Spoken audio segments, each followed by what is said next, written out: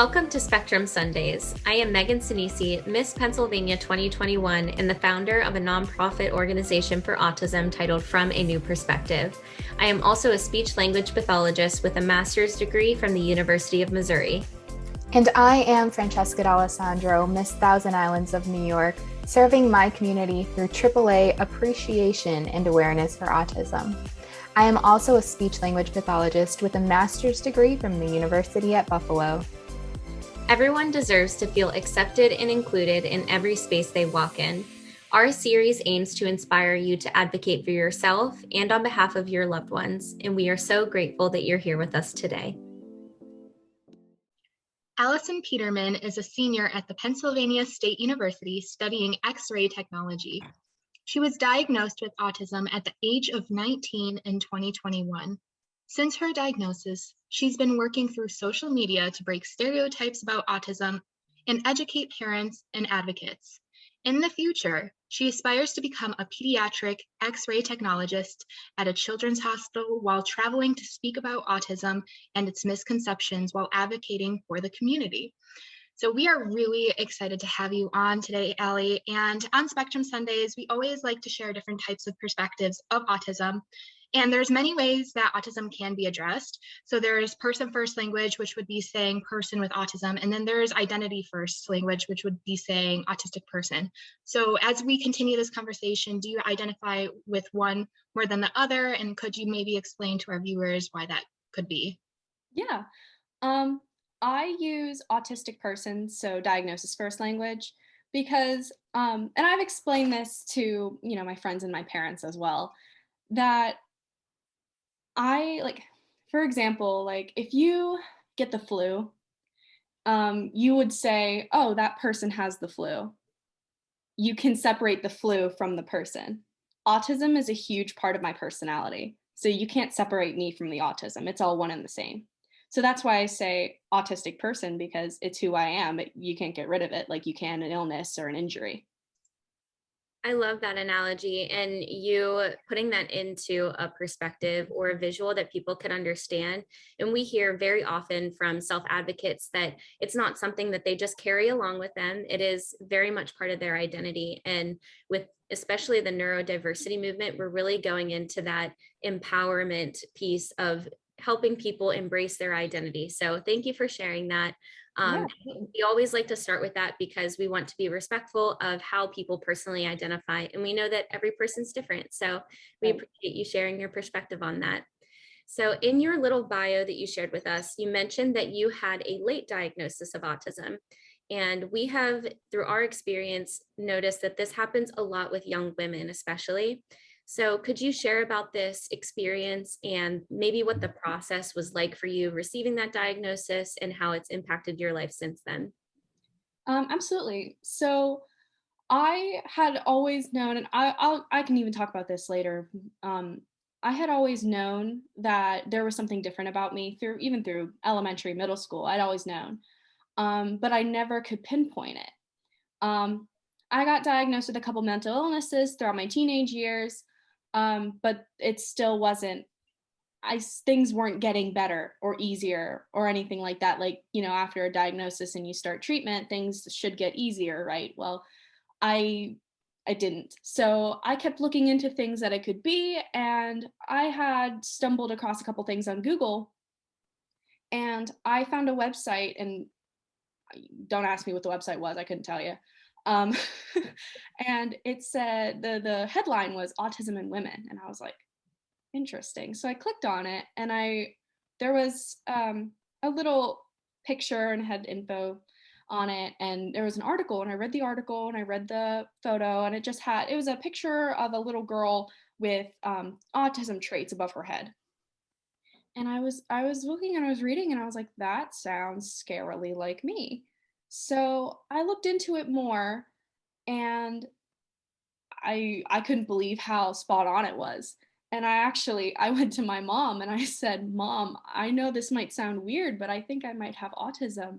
And she looked at me, she said, honey, I thought that since you were 2. And I was like, oh, okay, so am I the only one that didn't know?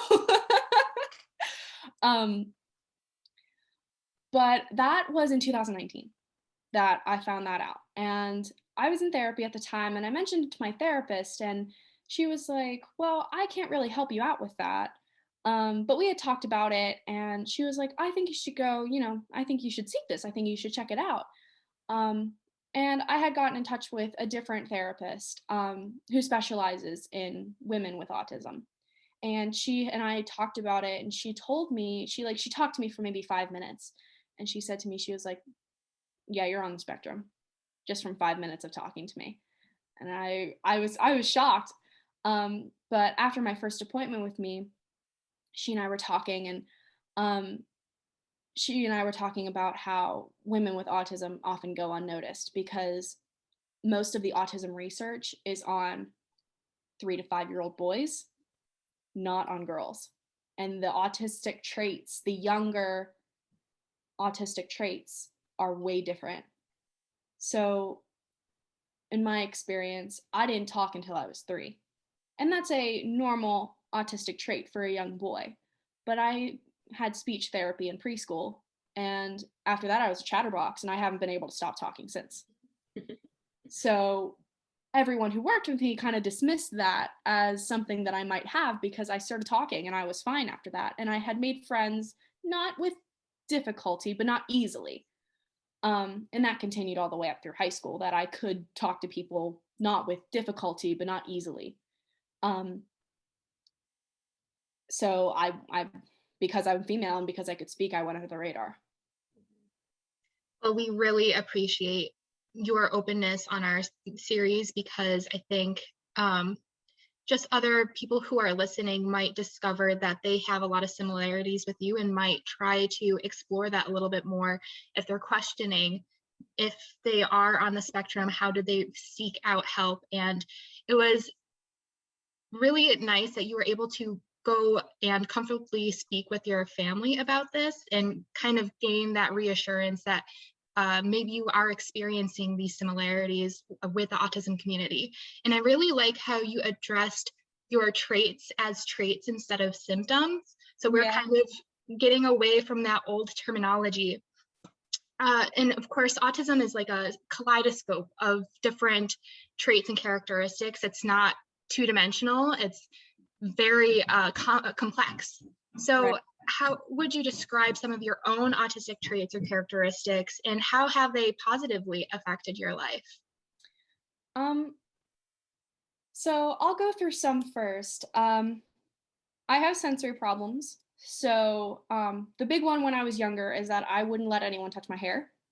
Every time that my mom brushed my hair, I would scream and cry because it was so sensitive on the back of my head.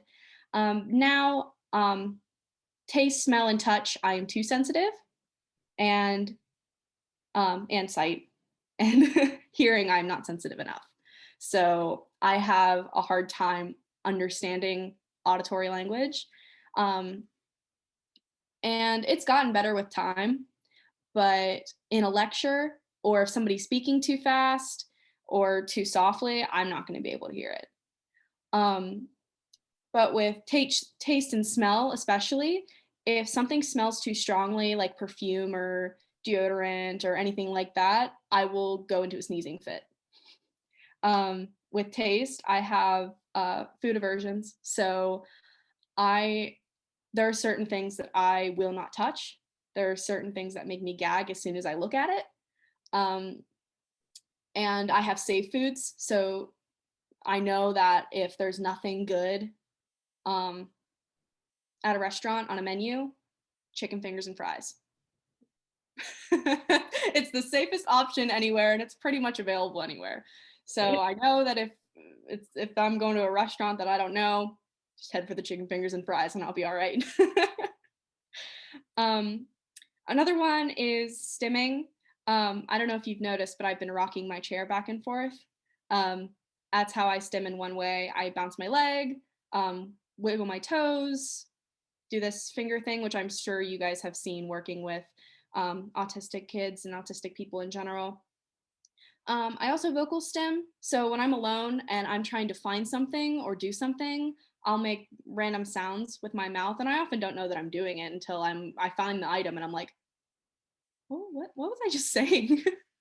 And I also think that's why I like to sing. is because I like vocally stimming. And then auditory stimming, which means I listen to the same song over and over and over and over again until I'm sick of it. Um, some autistic people are not empathetic enough. I have too much empathy. So empathy is something that you might hear a lot. Certain ways people do things do not make sense to me.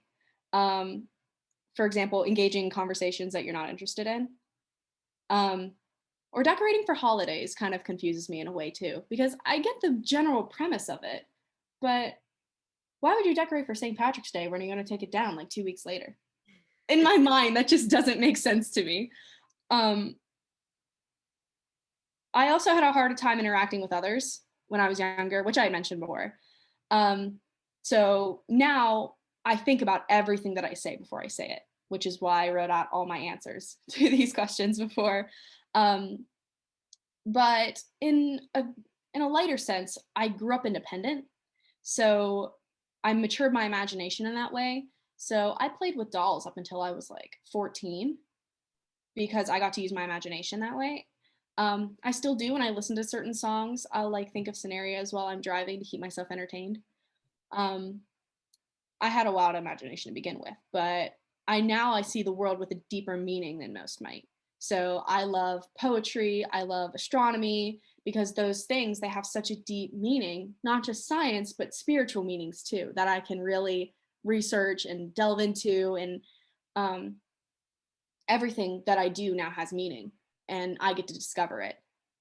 And looking deep into myself to understand myself has helped my relationships with my parents, with my friends, with my boyfriend. So I think being independent because of my autism in a way has helped me mature. Yeah, that's amazing. I love that you touched upon that independence piece, because that is very often what we hear is lacking in people with autism or autistic people, that they can't reach a level of independence, but maybe it's just not the independence that we're used to. So that whenever we see a young person wanting to play by themselves, well, maybe they're really exploring their imagination, like you said. And I think that that's great that it's positively contributed to your life, and that you can sit here and tell that story and say why maybe cultivating that sense of independence in a young child is a positive thing, rather than kind of fighting against that autistic trait that has made you the person that you are. And I would love to touch upon the fact that many people look at autistic people who have those intense interests on one specific thing. They often look at them as a savant or a robot, but it's so much more than that. And you're a real person that enjoys diving deeper into the meaning of things and maybe the spiritualness of things. So I think that's something that we can all keep in mind going forward. But on the flip side of how these traits have been positive for you, you mentioned a little bit about the challenges that they've posed in your life as well. And we are advocates for people without disabilities to embrace those things and take ownership in what they can do to make the world a more inclusive place for those with disabilities. So what are some ways that you think people can alleviate those challenges for people on the spectrum, or just make life easier for them to navigate? I think that this world was not designed for neurodivergent people. It was designed for neurotypical people. So now that neurodivergent people are, it's 2021. Us as a generation, as a society, are now willing to open up and say, hey, this isn't cool. We're willing to stand up to abuse and to neglect and to, oppression. And because of that, I've learned that this world wasn't designed for neurodivergent people. So now neurotypical people need to kind of step back and say, oh, these people exist and they want to be heard. And I'm in a couple Facebook groups, and I kind of advocate through there because I see this all the time. I see, in a crafting group, someone makes a craft with something that's negative about autism, and autistic people in the group are stepping up and saying, hey, this isn't cool, this is offensive. And neurotypicals, they attack us like crazy. Like, you wouldn't believe people saying these nasty things to us just because us as neurodivergent people find it offensive. It's kind of crazy in a way, but I think that we just, as a society, need to be more open to letting people with disabilities exist. And honestly, I don't really know if there's a way to do that, because no one's going to change their mind. If they don't like disabled people, they don't like disabled people. And I wish that I could come up with a magical way to change everybody's mind and help everybody coexist in a way that's respectful. But I've been pondering this for a long time. I really can't. Yeah. Well, I think this is a really big step in itself, is just having people share their stories, and those people that are neurotypical that have positions of power and maybe sit in places where decisions are made, taking their life and their decisions and knowing that if they bring in disabled people, that's the best way that we can find a common ground to help all people. So using whatever position of power that we might have and uplifting and amplifying the voices whenever we're making decisions that affect that group of people. So I Right. think you're taking a huge step in sharing your own story and speaking out about the things that are offensive and that do Yeah. affect you. So we commend you for doing that. Thank you. Yeah, and I'm really sorry that you had that experience too. I think there's shared accountability for people who are doing and saying these things intentionally and non-intentionally. And I think ultimately we have to be putting other people's perspectives first when it Right. comes to decisions that are not about themselves. So I'm really glad that you are very well educated and outspoken, because that is one important part of self-advocacy, is to get those perspectives across. And you mentioned that you're part of some Facebook groups. Do you mind sharing with our viewers some resources or organizations that you go to educate yourself, or where our viewers can educate themselves as well? Yeah, absolutely. I have a couple Instagram handles because these four are my favorites for autistic people and for neurotypicals wanting to learn more. It's at Life in an Autism World, at the .autisticats, at the Autistic Life, and at Aspie Self Care. Those are the four Instagram handles. They are my absolute favorites. They not only talk about autism with a firsthand experience, but talk about it in a way that parents of autistic kids or newly diagnosed autistics that have no idea what's happening can really understand, and it helps people embrace it a little bit easier, because when you first get a diagnosis, it's really overwhelming. And it's all new, and you just sit there and it's just like, well, what do I do now? Well, how do I figure myself out now? And those four, I think, are really great. The Facebook group that I also really like is called Ask Me I'm Autistic. And what I really like about them is they have a 24-hour rule that if somebody asks a question for autistic people in the group, only autistic people can reply to that question for 24 hours. And so it gives autistic people a chance to have their voices be heard before all the neurotypicals come and hop on with their opinions. But it's a place for parents of kids with autism or advocates can come and ask autistic people what their opinions are or how they feel about a certain topic. And I think that's really great, for inclusivity. And I think that's another thing that can be done to alleviate the challenges of people on the spectrum too. And the two organizations that I really love are the Autistic Women and Non-Binary Network and Autism Self-Advocacy Network, especially because Autism Self-Advocacy Network is run by autistic people. I think we need more organizations that are actually run by autistic people. Absolutely. Well, I think as I was listening to you, it's interesting to hear that you have in these organizations and different accounts that you follow, that they welcome all people. And I think that's really important because each autistic person has a family of people that may be neurotypical or not. And it's kind of like a family affair to navigate this, and you have your own support network. So just knowing that there's organizations that are willing to bring in other people and help educate them along this journey, that's so great to hear, especially for our viewers, because we do have some that are professionals that maybe do need to dive deeper into that advocacy role for the clients that they serve or students that they serve. And then also parents who often take that advocacy role for themselves, but maybe can learn from these organizations and turn it over to their children to be self-advocates for themselves. So those are amazing. Thank you for sharing.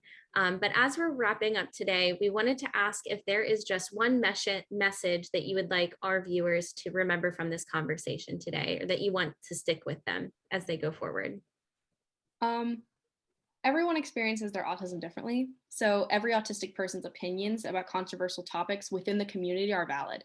So I had mentioned that somebody in a crafting group posted something that's negative about autism. What I was really referring to there was it was a t-shirt with the puzzle piece symbol. And if that was an autistic person, it wasn't. But if it was an autistic person that had made that and wanted to share their creation and they liked that symbol, that's valid. But it's important for neurotypical advocates to understand why these topics are controversial and to talk to autistic people in their lives or their communities to learn more about it and why they either like or don't like it. There's plenty of Facebook groups like the one that I mentioned to learn from autistic adults and find out more about these kinds of things. Well, thank you so much, Allie. I think that's a great message for everyone to take away from, because we have heard a lot of different perspectives, especially on Spectrum Sundays. And that's typically why we lead with that question of what your preference is. And I think that's what it all boils down to, is everyone experiences the world in a different way. And we have to be respectful of that if they have their own moral compass that they're living by, and that makes them happy and helps them thrive through life. And whatever way that they embrace their own identity, I think is a valid way as well. So definitely an important thing to keep in mind going forward. But thank you so much, Allie, for visiting us on Spectrum Sundays. We really enjoyed this episode with you, and we're so excited to get to know you in just a few more weeks on your second episode with us. So if you are watching this, you're welcome. If you're watching this and you enjoyed this episode as well, please make sure to follow Allie and her projects coming up. You can find her on Instagram at Allie, that's ALLY Peterman. And thank you, everyone. We will see you next Sunday. Thank you for listening to Spectrum Sundays. We are your hosts, Miss Pennsylvania Megan Sinisi. And Francesca D'Alessandro, Miss Thousand Islands. Please make sure to subscribe to our series and follow us on social media to stay connected to autism professionals and self-advocates. And remember, true impact is accomplished through active listening and exploring the world through a variety of perspectives. Join us next week on Spectrum Sundays to help cultivate a community of inclusion, appreciation, and acceptance around autism.